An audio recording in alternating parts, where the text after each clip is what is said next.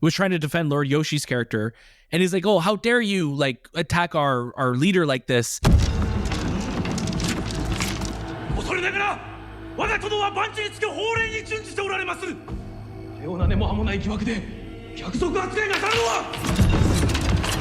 And then Lord Yoshi literally just says, "How dare you speak and let you assume that I'm offended?" And then the guy is so upset for that. He's like, "Let me perform seppuku on myself, like for the death. It's like death before dishonor type thing, right?" It's like it's a bit of an overreaction. Like I just said, a little bit. It's not just down. him, his baby that was born. Yes, his whole bloodline. His poor baby's like, I wasn't even involved, man. Dad, why'd you talk? Dad, why'd you say anything? I was just born. You gonna take me out like this? Yeah, but again, I think it's important, like you said, Shay. Like, hello and welcome to the movie podcast review of Shogun. My name is Daniel. I am one of your hosts today, and joining alongside me are my fellow samurai. It's Anthony. Hello. And Shahbaz. Hello, hello, hello. We're in a good mood today. I like this. Shay, how are you doing today? Man, I'm doing great. Like you said, I am in a good mood. I'm a post-Dune person right now. You know, we've Duned up twice, so I'm feeling great. I'm full of spice. And that's helping me out, you know? We're so lucky right now because we're post-Dune. We're post also a lot of great television shows in 2024.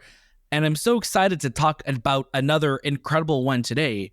But Anthony, how are you doing? Come on in, join on in. I've drinking the water of life, so I've seen every possible vision, and I just see a narrow path to today's episode, which is Shogun. I absolutely love it. Of course, you already know the show that we are talking about today is Shogun. This is an FX series, and I want to say thank you to our friends at FX and at Disney for sending us the episodes to watch.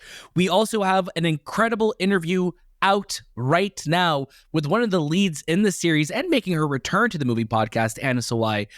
We also have the costume designer of the show joining us. That is a great conversation. You don't want to miss it. It is out on the movie podcast feed now and on YouTube, so make sure you go check that out. I am so excited to talk about this show. This has been one that we have been sitting on our hands for a while, and we know embargo dropped a couple weeks ago, but we wanted to hold our thoughts a little bit longer so we can release this with the episode coming out, and hopefully you watching this, if you're brand new to the movie podcast, hello and welcome. Thank you so much for being here. We really want to have a great conversation about the show, go in depth with these first two episodes, and really share our love and excitement for it. I feel like it's been a while since we've gotten a show that almost rivaled the scope of what could be, Game of Thrones, and having that just like this feels like a real time period, and this is a television series, which is absolutely incredible. But we're going to get to all of that very, very soon. I want to let you know, of course, this is the movie podcast. You could follow us on all podcast platforms. You could watch us here on YouTube, and you could join our Discord. We have some great conversations going on in there. We'll open up a Shogun room as well. So check out our show notes below for everything you need to know and more, including where to follow us on socials and to get 50% off Factor meals. That is in our show notes below. You could see our little link. If you click on that and you sign up, that helps out the show a lot. Of course, there are other ways to support us on the movie podcast. Like I said, a like goes a long way. We so appreciate that so much.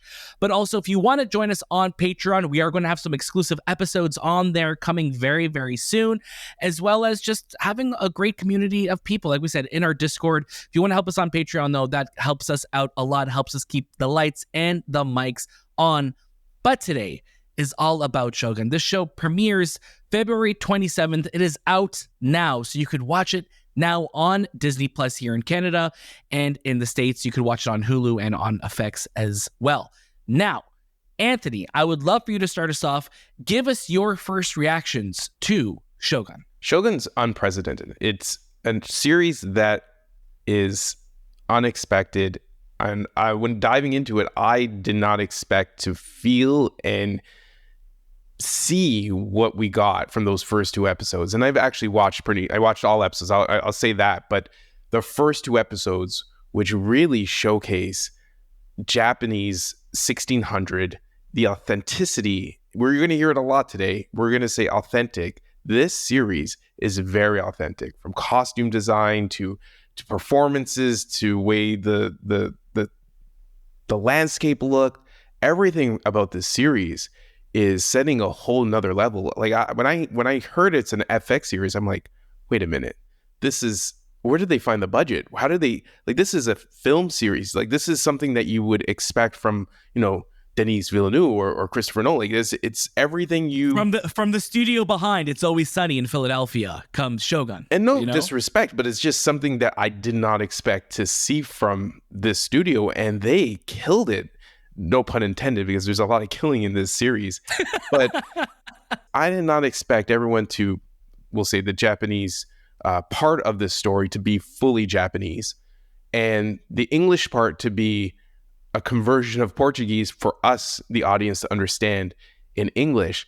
And creating this story around a historical fact that, we have the Protestants are trying to find Japan, and they dive into, this huge war, not war, but like this political battle between the Japanese infighting, as well as a Catholicism story behind it that's kind of like surrounding it.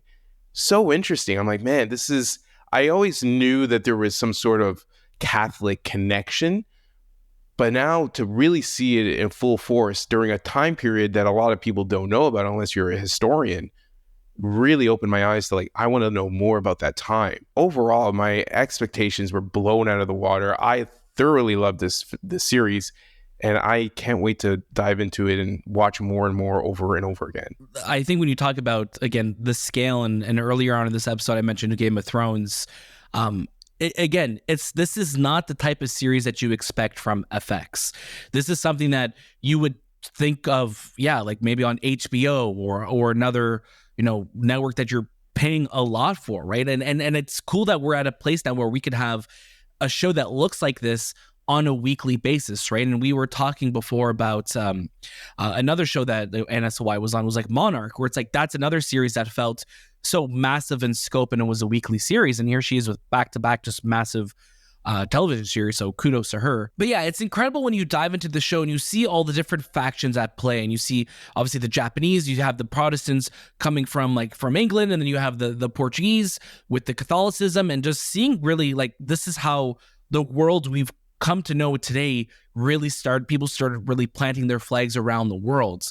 And this is something that I was thinking about a lot, and it made me think back to Napoleon as well too, because Napoleon also, that time in the world where these are just countries who are in their infancy, right? Like now, like these countries that we live in are hundreds of years old that they've been around, right? Where this is how these civilizations and these cultures are really starting to form. And I really love the dynamic between all of that. And you have somebody like John Blackthorne, who is, he's obviously coming to colonize, but he's also seeing what's going on in Japan, and he's starting to change a little bit based on what he's learning there. And it's cool. And honestly, just the scope and the fighting feels so authentic. Anthony, you mentioned the language. I love that there is so much Japanese in the show, and not just because I'm Portuguese, but I think when there is an authenticity to having Japanese spoken, and then you have people speaking English to represent, like obviously England, but also speaking English for Portuguese. I was like, okay, it's like a little bit of I'm like, I know it's a lot of different languages throwing at people, but it made it for me where I was just like, hold on, are they supposed to be speaking English, or are they supposed to be speaking Portuguese right now? It was a little bit of a lost in translation, if you will, but it's not a huge deal, but it's just something that it's great seeing the authenticity on one side. It would have been nice to see that fully through, but I know that's not entirely possible. But we're going to get into it a lot more. Shahbaz, I would love for you to jump on in. Let us know your thoughts on Shogun. Shogun is it's massive. The show, what it's able to accomplish, like you guys said, it is so surprising in the best of ways that this is an FX series, because I really hope we get more Shogun seasons down the road. It's an expensive show from what it looks like. We had a chance to speak with the costume designer and talking about the level of detail that's put into these costumes is just incredible. And that's what kind of helps make that transition into the 17th century Japan feel so authentic. Like Anthony said, that's a word that's going to keep coming up in this review, because that is exactly how I felt. It reminded me a lot of my time playing Ghost of Tsushima from a few years ago on the PlayStation console. And even though that takes place in 13th century Japan, a lot of, Japanese culture still has remained, and Japanese culture to this day still remains very grounded in its roots, and you feel a lot of that in this show. The performances are fantastic. Hiroyuki Sanada, whenever he pops up in anything, I'm seated. I'm here for whatever he does, because he is just he's got a warm appearance and a warm, almost like I want you to hug me, but at the same time you probably will also scold me. It's this weird complex that I have with him, man, because he's ever disappointed in you, your day's gonna be ruined. I'm gonna feel it. I'm gonna, if I ever hear I'm disappointed in you, I'm like, yeah, time to never be on this planet ever again. He was fantastic from 2 years ago now. We're talking about Mortal Kombat, playing Scorpion. That was wicked, and obviously in everything else he's done. But this show, what Shogun is able to do is it's able to transport you back into time and take you on a very interesting journey. We're not just kind of getting, the white man savior story, but we're getting a lot about Japan. We're getting a lot about what they were feeling, the conflicts that they were dealing with, the spies within the monarch, all of that. There's so much to unpack from this show, and I can't wait to go into more episodes with it, because I've done the first 4 right now, and I'm really, really digging it. I'm really, really loving where this is going. I kind of want to continue to see, hey, does it stick its landing? Because I want more of this world so far. I love what I'm seeing here, and I'm excited for more Shogun. Can we just talk about, again, I know, this is the culture, this is part of, a lot of the belief systems, but we have some pretty just gnarly haircuts this time, right? So that's always just something. It's so interesting when you see that, and how every part of your identity is part of your culture in that time of the world, right? When they would shave their head from this point back, it was for the heat, so they would be able to, I guess, some sort of air condition for their bodies, because they felt that when the hair was up to their, I guess, right where their line is, it was much hotter. So it kind of created some sort of cooling factor for them, which was really, really cool. But yeah, the haircuts are very, very unique, but they also have a placement. It wasn't just for design or look, it was to help them live a better life. And what a crazy life they lived. You probably noticed in the first episode, they're boiling people alive. That is something that I don't ever want to experience. And that's why I would never go back to the 1600s, because willy-nilly, they pick up this dude and they just say, I'm going to boil you. Not just kill you, boil you. Because you want to feel like a potato? Yeah, jump on in. We've said that to Anthony before, too.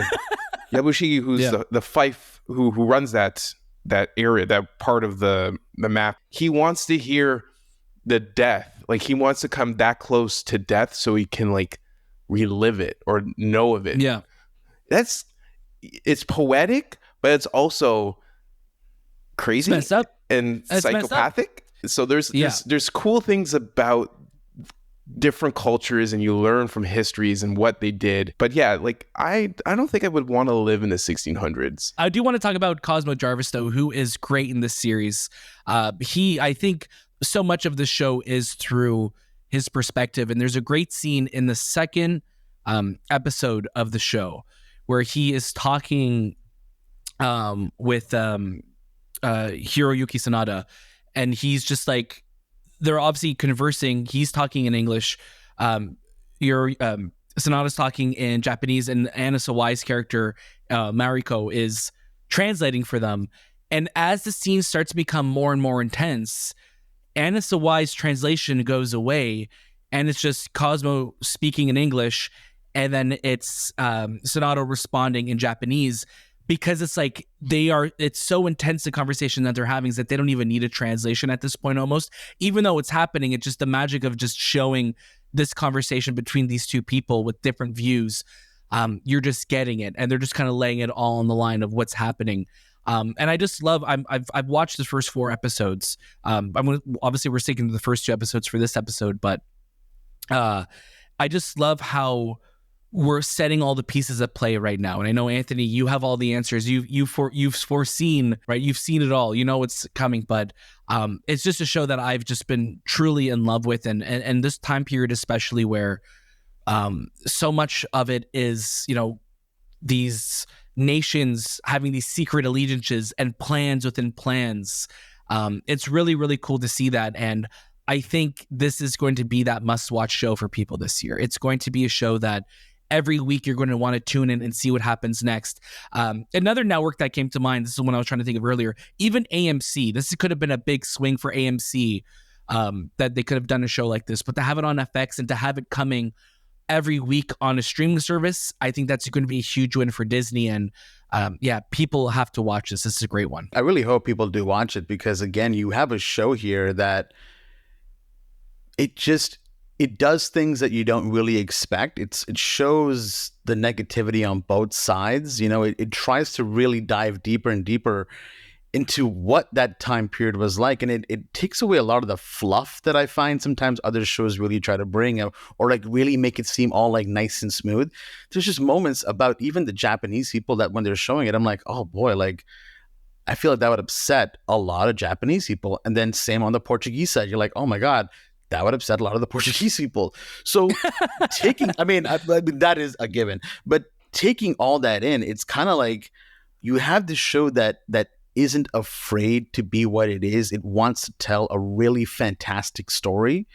And that's the kind of stuff that we should be campaigning for to be on TV. Stuff that isn't hidden by a political agenda or anything else like that. It's just giving you exactly what it is, and you take it and you watch it every week to be educated also, not only in what was happening at that time, but also what TV can be and what we can see in media. Yeah, and I love that you brought that up, Shahbaz, because obviously this is a really shitty time of the world to live in. And even 2024 is a really boiled shitty, alive. All times are shitty. We're being boiled alive. But like, this is such a shitty time to live in the world. And I'm so glad that they didn't hide away from what, Japan was doing, to what England was doing, to what Portugal was doing. Like, this is a time of the world where people will die for nothing because you will say something to offend somebody and you're beheaded or thrown into a vat of boiling water. That poor guy who went to John, I don't know what he did, but he's just like, what's happening? And his head was decapitated. I'm like, well, he didn't do anything. He didn't even touch the guy. And then he decapitated, which was pretty cool because the sword went right through it, like, boom. But damn, like, I wouldn't even want to speak. I wouldn't even want to speak. Yeah, and I'd be quiet. But and that's the thing, right? Like someone was trying to, there was a character who was trying to defend, oh my gosh, why am I blanking on his name right now? He was trying to defend Lord Yoshi's character, and he's like, oh, how dare you like attack our leader like this? And then Lord Yoshi literally just says, how dare you speak and let you assume that I'm offended? And then the guy is so upset for that, he's like, let me perform seppuku on myself, like for the death. It's like death before dishonor type thing, right? It's like a bit of an overreaction. Like I just said, a little bit. It's not just him, his baby that was born. Yes, his whole bloodline. His poor baby's like, I wasn't even involved, man. Dad, why'd you talk? Dad, why'd you say anything? I was just born. You gonna take me out like this? Yeah, but again, I think it's important, like you said, Shay. Like, there's no. In a world where we could have gone such a lesser version of the show, such a clean version, a clean, like, white savior version of this film or of this series, we're getting a very authentic experience. And Anna even said that, like, this is a series that she's excited to show her friends and family because of how authentic it feels. And I think you're going to be uncomfortable watching the show. Yeah. I think you're going to squirm while watching the show, but it's going to make every episode feel even more impactful. And I cannot wait to see where the show continues from here. It feels Japanese first. That's all I want to say. It just feels Japanese first. Like, that was the mindset there. Yeah, and I think that's where, when you look at certain, like, pretty much every culture has some sort of bloodshed, right? And it's okay to show it because it's part of your history. It's part of your roots. You need to showcase what exactly happened. You can't hide behind the fact that, right now in Japan's culture, you might be seen as a more peaceful people and happier. I'm not too sure if they're happy, but you know what I'm saying? Like, they're not compared to what they were 1600 years ago, which was a completely different version of them. But it's interesting, the dynamics in play, the political game, and who's involved because of, like I mentioned in the beginning, the whole religious aspect of this show meshed in with the politicalness of the Japanese people and who is going to take power and who is really the shogun. And, Shogun is, in all sense of purpose, he's the general. There is no general right now. When you're a general of the army, you are in charge, right? Like, no matter who, if you have the army behind you, and that's what the shogun does. That's what a shogun is. He has military power, and you become the military might. I do want to say that my favorite character, and this is just because his voice is absolutely fantastic to listen to. He can like put you to sleep, is Toranaga's right-hand man, which is Hiromatsu. And his voice is absolutely fantastic. It's like something, when you hear it, you're just like, I'm going to listen to everything you're saying because you have such wide wisdom as well as authority with it. It's such a Japanese voice that you don't hear a lot. Audiobook voice. Yeah. The entire story. It's fantastic to listen to. I'm like, oh, this guy reminds me of someone like a villain from an old Japanese movie, or like even an anime, just has that deep within the chest. Very, very cool. And his character is really cool. His character is very cool. I mean, and that's the thing, like, man, like, I know it's such a silly thing, but we bring it up sometimes because there's a lot of actors in this, obviously, that we know, but there's a lot of actors that we don't see often. You just get so immersed in this world. And I think that's the thing that I've loved so much about watching Shoguns for this long so far, is just, I am so immersed in the world that it's telling. It's one of those shows that you don't want to have any distractions when you're watching it. Like, put your phone away.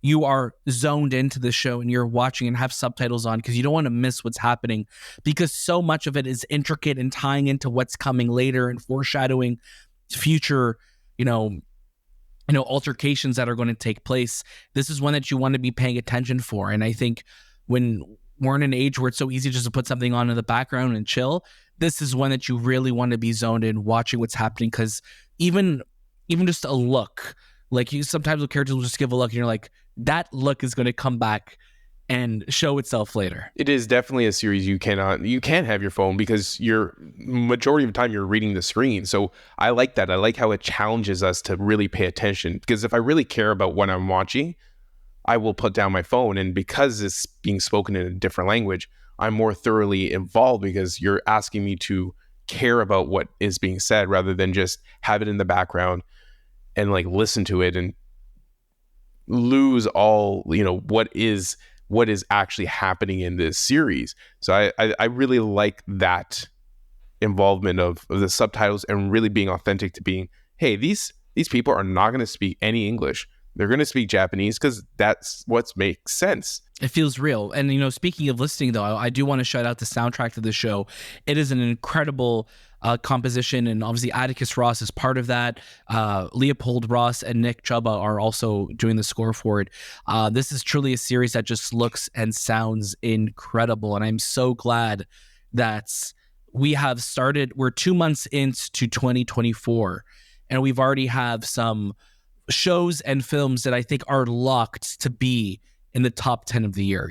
We're starting things off with a bang in 2024, and it's awesome to see it. Let's get to our final recommendations of Shogun. Shahbaz, I'm going to get you started us off. Watch the show. I mean, just go and watch it. Really give it the first 2 episodes. I'd say if you're not sold by the first one, give it one more and then make that decision for yourself. But there's a lot in here that you're going to really, really like. There's a lot in here that you're going to be immersed in, and you'll probably come out of this learning something. And anytime you learn something, it's a watch it in my books. I love it. I'm right there with you. This is a watch it. I'm excited to see how my opinion is going to change as I continue watching. I really hope it gets even higher recommendation in my books. But if we're launching with 2 episodes, I think the first 2 episodes are such a perfect pair to get you hooked into the series.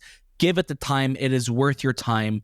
Lose yourself in an entirely new world. You're coming off of Dune, and you're looking for a show, you're going to be going into Dune, but you're looking for a show that's going to give you something that makes you feel like you're part of a bigger world. Shogun is that series for you. Watch it. It deserves your time. You're going to love it. Anthony. This is a must watch. Just like Daniel said, this series deserves your time. If you watched, whatever we recommended in the past, True Detective, what else did we, Mr. and Mrs. Smith, you're going to love this series. It's very historically accurate. There's a lot of detail. There's a lot of great production design.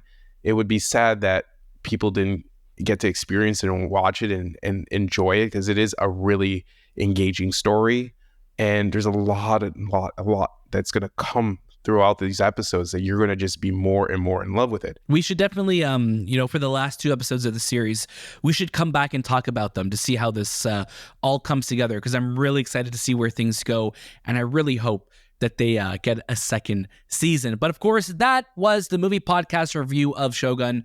Make sure you check us out for everything you need to know about movies, entertainment. We have so many cool things happening.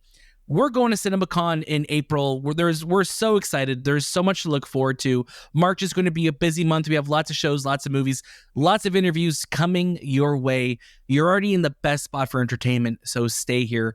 Make sure you follow us on socials, join our Discord, rate us 5 stars on YouTube, and check out the show notes for everything you need to know and more. That was This Time with the Movie Podcast, and we'll see you next.